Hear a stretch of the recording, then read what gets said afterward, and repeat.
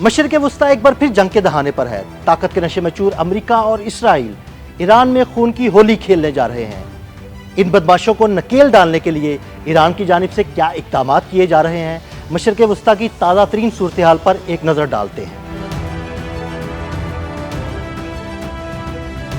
ایک چنگاری یا ایک فائر مشرق وسطی آگ کا گولہ بن جائے گا۔ مشرق وسطی کا بدماش اسرائیل ایران پر حملے کی تیاریاں کرنے لگا۔ امریکی میڈیا نے دعویٰ کیا ہے کہ اسرائیل کسی بھی وقت ایران پر حملہ کر سکتا ہے اور اسرائیل نے ایران پر حملے کی پیشگی اطلاع امریکہ کو بھی کر دی ہے۔ رپورٹ کے مطابق اسرائیلی حکام نے امریکہ کو بتایا ہے کہ اسرائیل ایران میں آپریشن کے لیے پوری طرح تیار ہے۔ امریکی میڈیا کے مطابق ایران اسرائیلی حملے کے رد عمل میں ممکنہ طور پر عراق میں موجود امریکی سائٹس پر حملہ کر سکتا ہے، جس کے باعث امریکہ نے مشرق وسطی میں موجود اپنے کچھ شہریوں کو فوری وہاں سے نکلنے کی ہدایت کی ہے۔ اس کے علاوہ امریکی محکمہ دفاع پینٹاگون نے فوجی خاندانوں کے اہل خانہ کو رضاکارانہ طور پر مشرق وسطی چھوڑنے کا اختیار دے دیا ہے۔ امریکہ کہتا ہے کہ فوجیوں اور ان کے اہل خانہ کی حفاظت اور سلامتی ہماری ترجیح ہے۔ امریکہ کی جانب سے اپنے شہریوں کو عراق چھوڑنے کی ہدایات اس بات کا واضح اشارہ ہے کہ امن اور تجارت کی بات کرنے والا امریکہ دراصل صرف اسرائیل کو خطے کا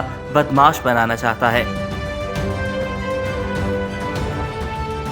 امریکہ ڈیاگو گارشیا بیس پر اپنے تباہ کن B-2 بمبار طیارے پہلے ہی تعینات کر چکا ہے۔ یہ وہی بمبار طیارے ہیں جو ماضی میں افغانستان اور عراق میں تباہی پھیلانے کے لیے استعمال کیے جا چکے ہیں۔ اس ساری صورتحال میں ایران نے بھی امریکہ کو خبردار کر دیا ہے کہ اگر امریکہ کے ساتھ کوئی تنازعہ چھڑتا ہے تو وہ خطے میں موجود تمام امریکی فوجی اڈوں کو نشانہ بنائے گا۔ ایرانی وزیر دفاع نے کہا ہے کہ امید ہے نوبت وہاں تک نہیں پہنچے گی اور مذاکرات کے مثبت نتائج سامنے آئیں گے، لیکن اگر ایسا نہ ہوا اور ایران پر جنگ مسلط کی گئی تو دشمن کے نقصانات ایران کے مقابلے میں کہیں زیادہ ہوں گے۔ انہوں نے کہا کہ حملے کی صورت میں امریکہ کو اس خطے سے نکلنا پڑے گا۔ ایرانی وزیر دفاع نے کہا کہ خطے میں موجود امریکہ کے تمام اڈے ایران کی پہنچ میں ہیں۔ ایران ہچکچائے بغیر خطے میں موجود تمام امریکی اڈوں کو نشانہ بنائے گا۔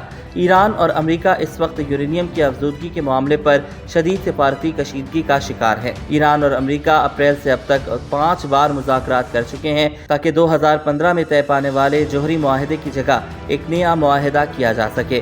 اب امریکہ اور ایران کے جوہری مذاکرات کا چھٹا دور اس بار کو مسقط میں متوقع ہے، لیکن امریکی صدر ڈونلڈ ٹرمپ نے کہا ہے کہ ایران کے ساتھ نیوکلیئر معاہدے تک پہنچنے کی امید اب کم ہوتی جا رہی ہے۔